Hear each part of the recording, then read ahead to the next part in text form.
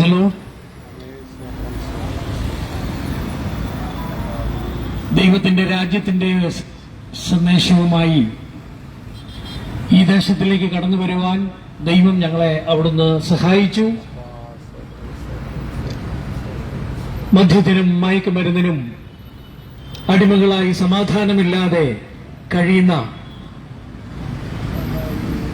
മക്കൾക്ക് ആശ്വാസമായും സമാധാനമായും ദൈവത്തിന്റെ വചനം പറയുന്നത് പോലെ എന്റെ ഈ സമാധാനം ഞാൻ നിങ്ങൾക്ക് തന്നേച്ചു പോകുന്നു, അത് ലോകം തരുന്നത് പോലെയല്ല എന്ന് പറഞ്ഞ യേശുവിന്റെ നാമത്തിൽ നിങ്ങൾ എല്ലാവരെയും സ്വാഗതം ചെയ്യുന്നു. ദൈവമായ കർത്താവ് നിങ്ങളെ സഹായിക്കട്ടെ. ഒരു പാട്ട് പാടി ദൈവത്തെ മഹത്വപ്പെടുത്താം.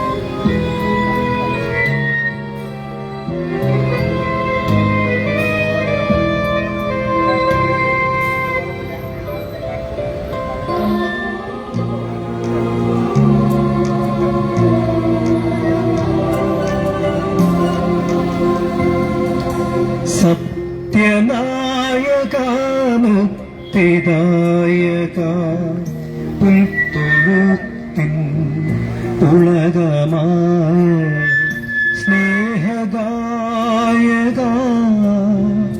ശ്രീയേശുനായക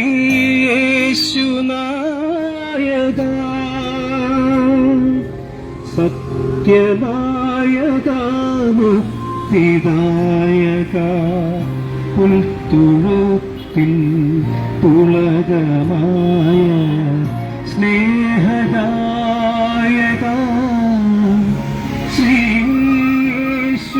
ശ്രീയേശുനായക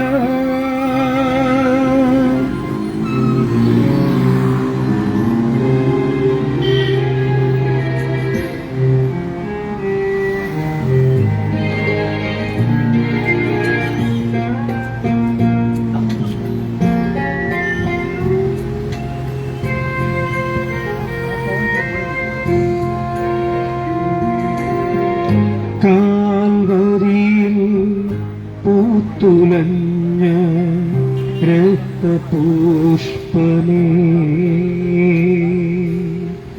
കാലത്തിൻ്റെ കവിതയായ കനകതാരമേ,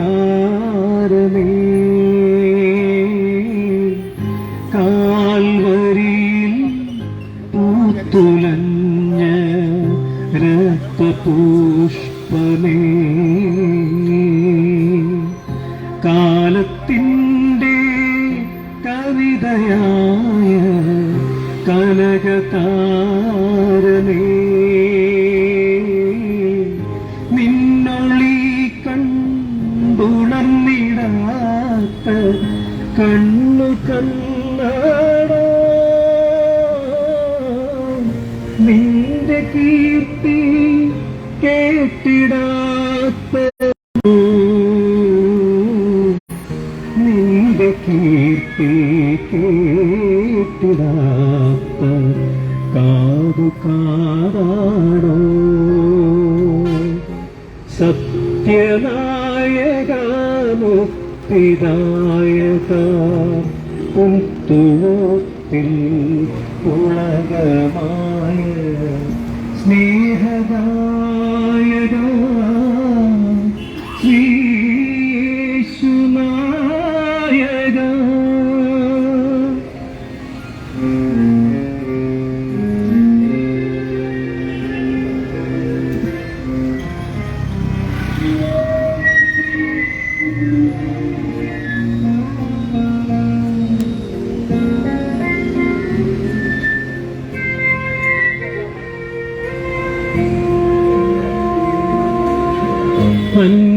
അന്വേഷിച്ചാൽ കണ്ടെത്തിയിടും പുണ്യതീർത്ഥമേ,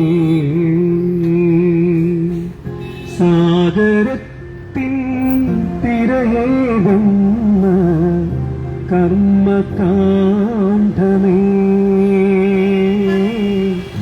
അന്വേഷിച്ച കണ്ടെത്തിയിടും പുണ്യതീർത്ഥമേ,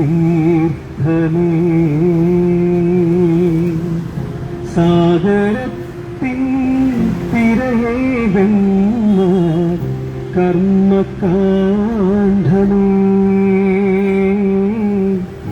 നിന്നൊളി കണ്ടുടങ്ങിടാത്ത മനമാണ്, നിന്റെ രാജ്യം വന്നു ചേരും പുലരിയെന്നാണോ, നിന്റെ രാജ്യം വന്നു ചേരും പുലരിയെന്നാണോ, സത്യനായക മുക്തിദായക പുൽത്തൊഴുത്തിൽ പുളകമായ സ്നേഹഗായക ശ്രീയേശുനായക,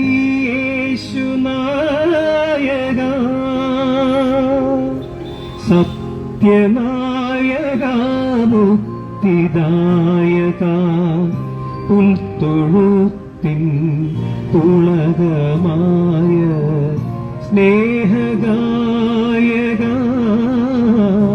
ശ്രീയേശുനായക, ശ്രീയേശുനായക, ശ്രീയേശുനായക.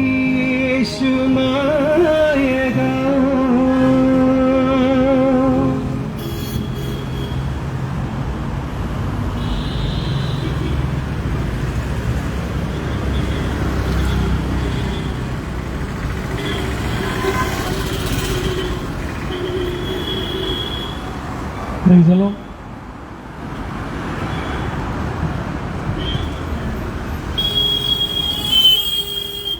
ദൈവത്തിന്റെ വലിയ നാമം വാഴ്ത്തപ്പെടുകയും മഹത്വപ്പെടുകയും ചെയ്യട്ടെ. ദൈവത്തിന്റെ മഹാപ്രപഞ്ചത്തിലെ ഒരു ചെറു കണികയായ ഭൂമിയിൽ, ആ ഭൂമിയിലെ 7 ഭൂഖണ്ഡങ്ങളിൽ ഒന്നായ ഏഷ്യാ വൻകരയിലെ ഒരു രാജ്യമായ ഇന്ത്യയിലെ ഒരു സ്റ്റേറ്റായ കേരളത്തിലെ ഒരു പട്ടണമായ തിരുവനന്തപുരത്ത് കോവളം എന്ന് പറയുന്ന ഈ കോവളം ജംഗ്ഷനിൽ യുഗം അവസാനിക്കുന്നതിന് മുമ്പ് സ്വർഗത്തിലെ ദൈവം, ഏത് ദൈവം എന്ന് ചോദിച്ചാൽ ജാതിയില്ലാത്ത, മതമില്ലാത്ത, സംഘടനയില്ലാത്ത, ഗ്രൂപ്പില്ലാത്ത ദൈവങ്ങളുടെ മുകളിൽ ദൈവമായ സർവത്തിനും കാരണഭൂതനായ ദൈവം തന്റെ പുത്രനെ ഭൂമിയിലേക്ക് അയച്ചപ്പോ ക്രിസ്തു എന്ന പുത്രൻ ഇങ്ങനെ പറഞ്ഞു.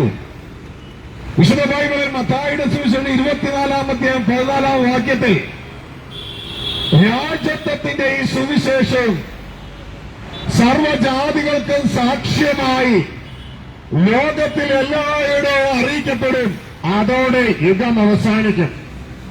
അപ്പൊ യുഗം അവസാനിക്കുന്നതിന് മുമ്പ് ഈ സന്ദേശം സാക്ഷ്യമായി പറയണമെന്നുള്ളത് ദൈവത്തിന്റെ ആഗ്രഹമാണ്. അങ്ങനെ ഈ കോവളത്തിലെ ജനങ്ങൾ ഈ സാക്ഷ്യം കേട്ടില്ല, അറിഞ്ഞില്ല എന്ന് പറയുവാനായിട്ട് ഇടയാകരുത്. ഒരുപക്ഷെ ചോദിക്കും, എന്താണ് ഈ രാജത്വത്തിന്റെ സുവിശേഷം? പ്രിയരെ, പ്രപഞ്ച സൃഷ്ടാവായ ദൈവം, ജാതിയില്ലാത്ത, മതമില്ലാത്ത, സംഘടനയില്ലാത്ത, ഗ്രൂപ്പില്ലാത്ത സൃഷ്ടാവായ ദൈവം ജാതിയിലും മതത്തിലും സംഘടനയിലും ഗ്രൂപ്പിലും പെട്ടുപോയ നമുക്ക് അറിയിക്കുന്ന സന്ദേശമാണ്, മക്കളെ, നിങ്ങളുടെ സൃഷ്ടാവായ ദൈവം നിങ്ങളോടുകൂടെ താമസിക്കുവാൻ കടന്നു വരികയാണ്. നിങ്ങളുടെ സൃഷ്ടാവായ ദൈവം നിങ്ങളോടുകൂടെ താമസിക്കുവാൻ കടന്നു വരികയാണ്. അതുകൊണ്ട് മാനസാന്തരപ്പെട്ട് ദൈവത്തോട് ചേർന്ന് ജീവിക്കുവാൻ ഒരുങ്ങിക്കൊള്ളുവേ എന്ന സന്ദേശമാണ് രാജത്വത്തിന്റെ സുവിശേഷം. എന്നാൽ അതുമാത്രമല്ല രാജത്വത്തിന്റെ സുവിശേഷം.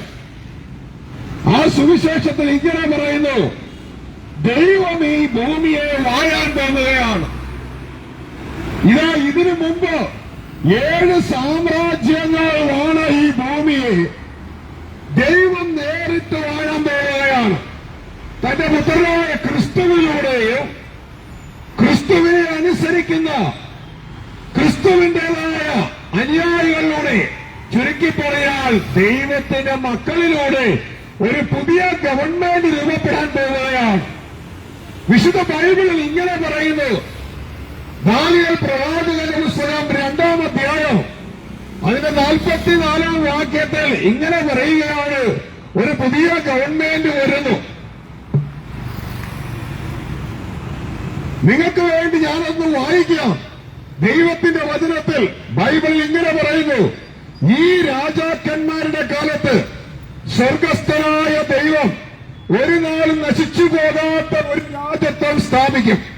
ആ രാജത്വം വേറൊരു ജാതിക്കും ഏൽപ്പിക്കപ്പെടുകയില്ല. അത് ഈ രാജത്വങ്ങളെയൊക്കെയും തകർത്ത് നശിപ്പിക്കുകയും എന്നേക്കും നിലനിൽക്കുകയും ചെയ്യും. ഇതാ സ്വർഗത്തിലെ ദൈവം തന്റെ മനോഹരമായ ഒരു ഹോളി ഗവൺമെന്റ് സ്ഥാപിക്കപ്പെടാൻ പോവുകയാണ്. ആ ഗവൺമെന്റിലുള്ളവരുടെ പ്രത്യേകത എന്ന് പറയുന്നത്, ആ ഗവൺമെന്റിലുള്ളവർ ദൈവത്തിന്റെ മക്കളായിരിക്കും. ദൈവത്തിന്റെ മക്കളായ ഗവൺമെന്റിലുള്ളവരുടെ മറ്റൊരു പ്രത്യേകത എന്ന് പറയുന്നത്, ഇന്നത്തെ ഗവൺമെന്റുകളിൽ ഉള്ളതുപോലെ മരണം അവർക്കില്ല. കാരണം മരണത്തിന്റെ അധികാരിയായ പിശാചിനെ തന്റെ പുത്രനായ ക്രിസ്തുവിന്റെ മരണത്തിലൂടെയും ക്രിസ്തുവെ അനുസരിച്ച് ജീവിക്കുവാൻ തയ്യാറുള്ളവരുടെ മരണം അവരുടേതായ ആ ദൈവ സ്നേഹത്തിലൂടെയും അനുസരണത്തിലൂടെയും ആ മരണത്തെ മാറ്റി നിത്യമായ ജീവൻ ലഭ്യമായ ഒരു കൂട്ടം ദൈവ മക്കളാണ് യേശു ക്രിസ്തുവിനോടുകൂടെ ആ ഗവൺമെന്റ് അലങ്കരിക്കുന്നത്. അപ്പോൾ പ്രിയ സഹോദരങ്ങളെ, ഇതാ ഇങ്ങനെ ഒരു പാട്ടുണ്ട്, നാമോട്ടം ഭരണങ്ങൾ ഒടുങ്ങുന്ന ഭൂമിയിൽ നമ്മയോട്ടം ദൈവരാജ്യം ഭരിക്കുവാൻ പോകുന്നേ. ഇതാ ഈ യുഗത്തിലേക്ക് കയറുന്നതിന് മുമ്പ് ഇത് സാക്ഷ്യമായി ഈ ലോകത്തിൽ എല്ലായിടത്തും അറിയിക്കണമെന്ന് ദൈവത്തിനൊരു ആഗ്രഹമുണ്ട്. ഇതാണ് ദൈവത്തിന്റെ മകനായ ക്രിസ്തു ഈ ഭൂമിയിൽ വന്നപ്പോൾ വിളിച്ചു പറഞ്ഞ സുവിശേഷകന്മാരുടെ സുവിശേഷകനായ യേശു മാതൃകയായി വിളിച്ചു പറഞ്ഞത്. ആ സുവിശേഷം ഇതാണ്, ദൈവരാജ്യം സമീപിച്ചിരിക്കുന്നത്.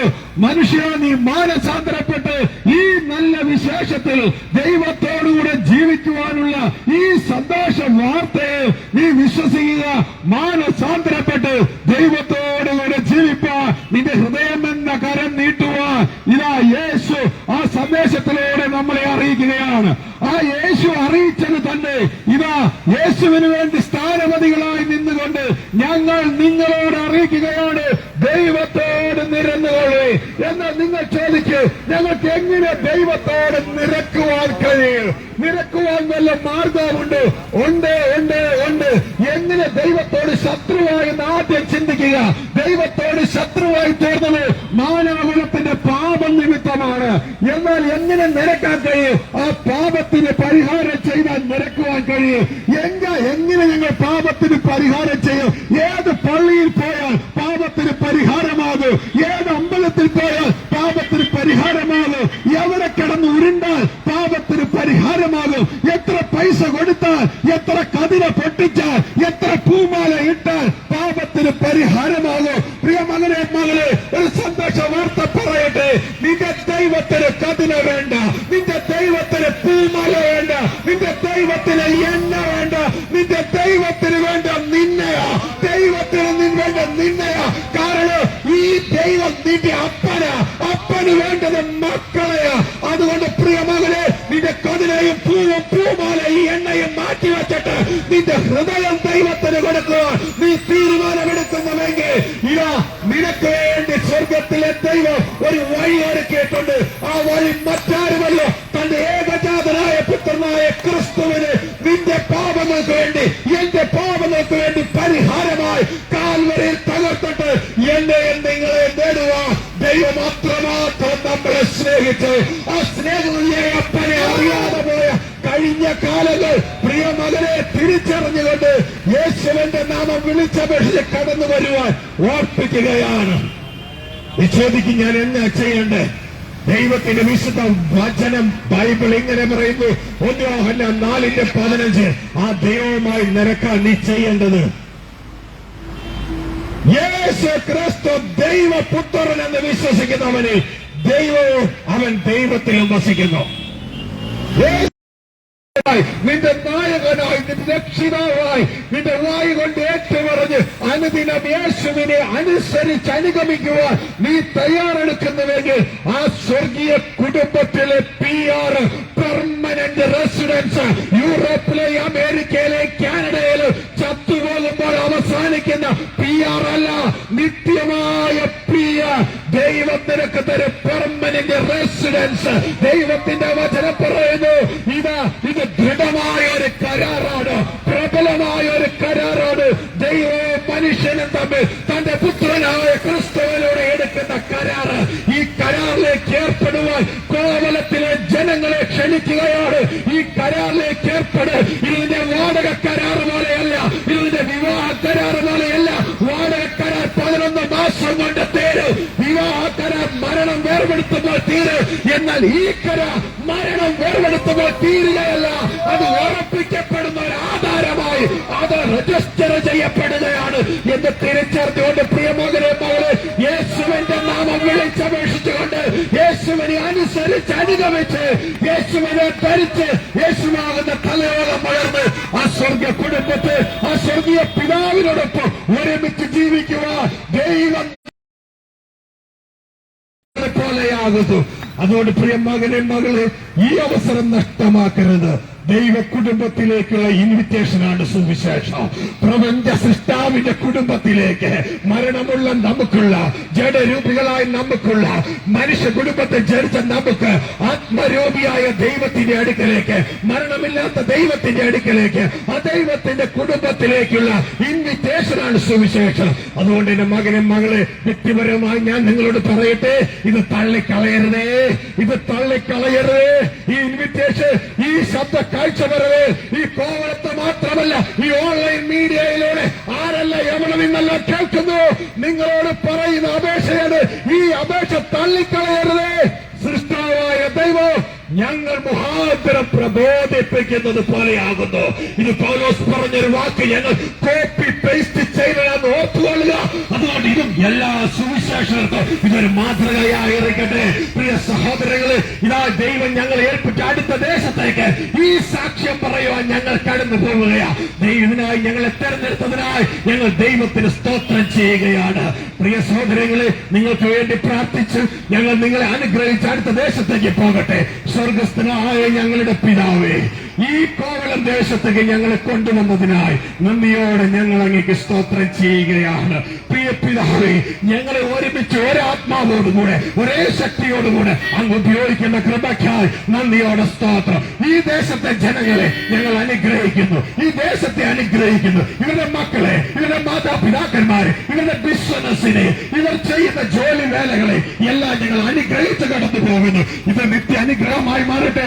ഈ അനുഗ്രഹം ക്രിസ്തുയേശുവിലൂടെ സ്വർഗസ്ഥ പിതാവിന്റെ ഭവനം അവകാശമാക്കുക, ആ പിതാവിനെ സ്വന്തമാക്കുക. ഈ മക്കളെ സഹായിക്കണമെന്ന് പ്രാർത്ഥിക്കുന്നു. ഇവരെ ഞങ്ങൾ ഒരുമിച്ച് ഒരുമിച്ച് ഒരുമിച്ച് അനുഗ്രഹിക്കുന്നു. നിങ്ങൾ നിത്യം അനുഗ്രഹിക്കപ്പെട്ടിരിക്കട്ടെ. നന്ദി, നമസ്കാരം.